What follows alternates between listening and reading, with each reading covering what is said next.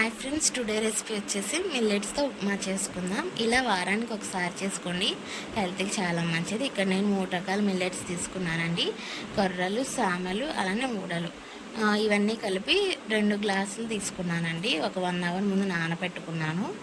ముందుగా కడాయి తీసుకుని సరిపడా ఆయిల్ వేసుకొని పోపు దినుసులు, జీడిపప్పు, అలానే కరివేపాకు, పచ్చిమిర్చి, అల్లం ముక్కలు, వెల్లుల్లి ముక్కలు కూడా వేసుకొని ఫ్రై చేసుకున్నాను. అవి ఫ్రై అయిన తర్వాత ఆనియన్స్ కూడా యాడ్ చేసుకొని ఫ్రై చేసుకోవాలి.